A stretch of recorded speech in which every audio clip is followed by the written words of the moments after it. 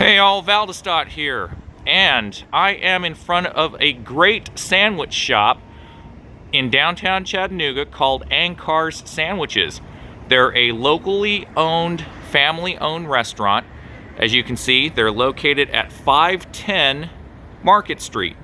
Highly recommend you guys coming over here for anyone living in the area or visiting from out of town. So pretty much I've got a setup an interview for about 5 minutes with the owner, Ed. He is declined to be on camera, but he will talk to me off camera, which I will be recording. So let's take a look, all right?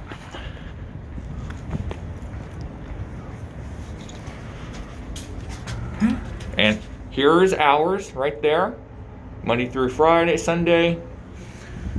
All right. And here is the menu for Ankar's right here. As you can see, they sell a lot of great sandwiches.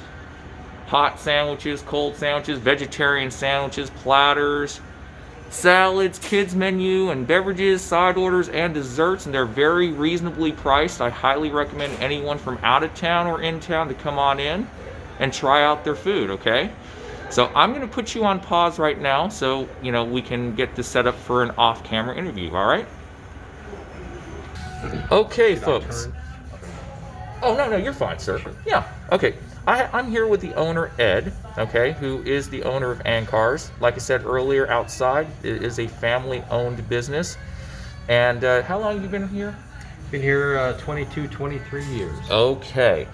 So he has been a long time owner in downtown Chattanooga. You've probably seen everything change and Seen things come and go, yeah, of course. A lot of empty buildings that get filled. And, downtown's a tough market to kind of deal with, but it's especially during the pandemic right now. It's kind of tough. Understood, sir. And you need all the business you can get. Please, everyone, support your local businesses. We really do appreciate it.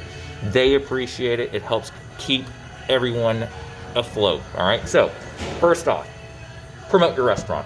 I'm trying to help smaller restaurants. So Right. What's going on? Like I say, we've been here. I got here 22, 23 years ago, basically to serve the downtown area.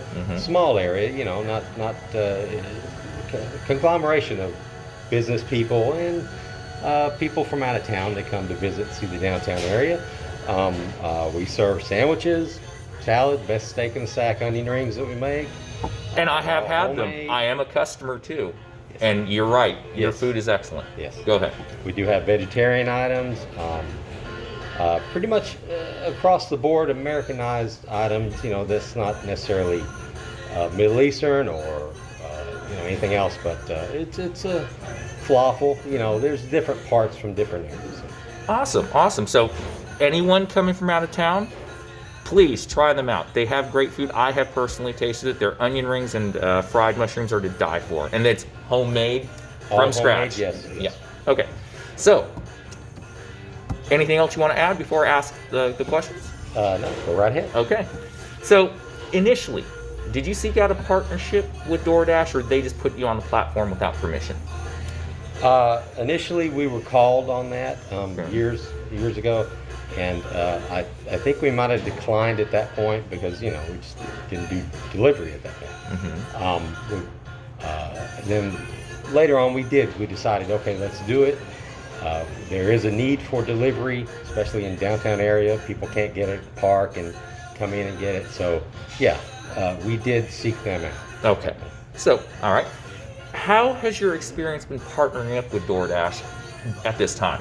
Since you've been with them for a few years, do you think how's it been, your experience with them? They've been generally okay. I mean, things have kind of changed throughout. They've upgraded, and sometimes when they upgrade stuff, it's not the best, upgrade for you. You're used to a certain way, the technology that they do and stuff. But some things are better. We use it on a tablet, and it's easier to go through there. But going through customer service is a little bit of a challenge. But and there are those little problems every now and then. Okay. Got to ask you this question because, a few commenters earlier when I was talking about the pitfalls of Doordash, unfortunately, right? Because they, as you said, good and bad, right? Right. One person basically was commenting, not everyone reads the partnership agreement. Did you read the partnership agreement, read every line, and knew what you were getting into before signing? Because I've talked to other restaurants, they said, no, we just want the money, we just want to sign it just to see what we get. So I mean, those things are just, you got to be a lawyer to read all that stuff. Of course not. You don't read everything. You skim through it. But the basics of it, the stuff that are highlighted, you really need to look at. And for the most part, we just looked at it and signed it. Okay. Tell me 2 positive and 2 negative things about your DoorDash experience. Well, it has increased the sales during this pandemic. I mean, people have definitely used delivery. That's the only delivery service we use. We did try to go through Grubhub and other ones, but they kind of fell through. They weren't honest about what they were telling us, this charge and that charge. Good thing about DoorDash, they just said, okay, we're going to take care of your credit card charges. Don't have to worry about that. That's one less hassle for me. Good. It's very concise. They send the money every week. That's always good. You don't have to worry about different, the what do you call the accounting of it and stuff. But then again, on the other side, you do have to worry about it because you have to make sure all the commission rate is right and this and that. I mean, 30% is kind of high. I'd like to get it down to 20%. I'd feel better with that. Bad thing about it, the commission rate's you're always going to say that. You don't want to pay anything if you don't have to. But to get that service is always good. But it seems a little high. Another thing on the accounting side of it, when I do they upgraded all their the way they show us how much this commission was, how much tax was, and everything like that. Last few months I've had a time with that, trying to decipher all that. Yet they say it's easier on the website. You can go on and look at their financial section and doing all that, but I'm not all technical savvy with all that. I just want them to send me something that says, okay, here's your commission, here's your this, and that's what they used to do. But like I say, they upgraded, and it kind of, for me, it fell through the cracks. It's not as easy as it should be. You're a restaurant owner. Your main focus is I don't taking have charge of time your restaurant. to do Exactly. that stuff. Exactly. I just don't. Okay. So the more simple things are, the better. And on the delivery side, it is. You place it. They come in. They hear the thing go off, and we do the order. It prints out, and the delivery person comes. That's great. Sometimes they don't come on time. Sometimes they do. Okay. But generally, it's okay. And I've always wondered, has the customer really received their food in a timely manner? I don't know. When the delivery person walks out the door, what happens? It's out of my hands at that point, but it's still got my name on it. So you want some level of I would quality like a control. little bit of feedback on that, to know what's going on with the order after it leaves the restaurant. And pretty much, those are your 2 positives and 2 negatives, right? So, remember that conversation we had, and I'm going to basically get right down to it right here, right? There is a movement right now called Decline Now. Not a whole lot of people are aware of it, but it has been gaining traction in the media, okay? Okay. The and I'm a delivery driver, folks, and I talked to, Ed yesterday about it. So what Decline Now means is that, unfortunately, the platform for DoorDash and the customers that don't tip are causing issues with delivery times and pickups. Remember that conversation we had yesterday? You even said that you had wait times of 30 minutes to an hour, and you actually had to call DoorDash to see if you had to remake the food and if they'd reimburse you and all that, right? And that it has been an ongoing problem like that. Something that does happen once a week, something like that. Exactly. So, there is apparently a problem of far distances, and low exactly. pay for drivers, because this is how it works as an independent contractor. Briefly, if we get an offer that is excessive in miles, or there's not enough pay to make it worth our while to maintain our business, because independent contractors basically are business people too. If we don't get fair pay, we decline those offers, and then it hurts the restaurants, and in the end DoorDash, because it's a vicious death spiral. Right. And this is the awareness that this Decline Now movement is actually trying to show. So pretty much either tips have to increase to an acceptable rate or base pay has to increase to an acceptable rate so that restaurants can It has to be beneficial all around. everyone. Exactly. So that's that. Now, before you spoke with me, right? Did you as a restaurant know why there are times when it takes over an hour before we talked? Yes or no?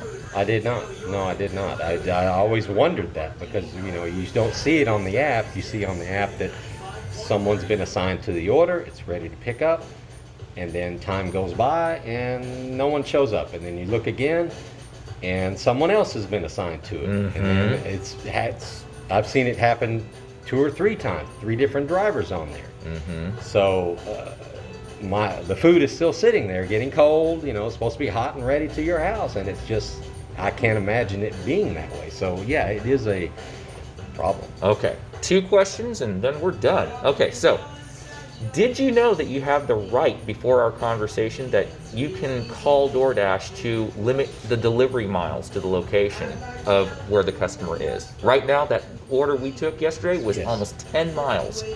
10 miles, and our pay was $9.25. One way, 10 miles. So, did you know that? I did not know that.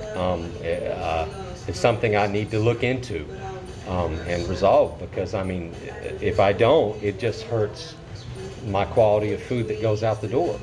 So Long I wait do times for need to- drivers and everything. Exactly, yeah. and yeah, you as a driver, you're just not going to make money on that. Gas and everything else costs money, so you just can't do that. And I understand that, and I would assume DoorDash should understand that. So they should have, I'm assuming, told us, you know, about this as a merchant, so I could maybe, you know, limit that and leave it in its own diameter of area of miles, you know. Yeah, per your, but there is one downside. If you do that, you get less order volume. Less so order volume. I see customers coming in. So the last question. That's true. That's true. Yeah. Less order volume, true. But in downtown area, it's only a limited amount of. I mean, you know, the area is just so small, but it's compact with people living in apartments, working here. So that's a good amount of people that I need to. I can only concentrate on them and not have to worry about people that are further too out. far out. Okay. Yeah. So, last question: is there anything you want to say for for anything else, anyone else listening to this video? Promote your restaurant one last time, or what do you think about anything we've talked about? I mean, yeah, it's good to be aware of this decline now. I did not know that. I am going to look into that, and please come down and visit us. If you can't call in through DoorDash, you know, come on down and eat here. We're open for dine-in, limited basis, but please come in if you want to just pick up your order yourself, or just call through DoorDash. You know, we'd love to have you as a customer. And we'd love to keep you in business. Ed, thank you so much for this interview. Hopefully everyone is aware that you are in downtown and you'll get a little bit more uptick in business. Thank you very much. Thank you, sir.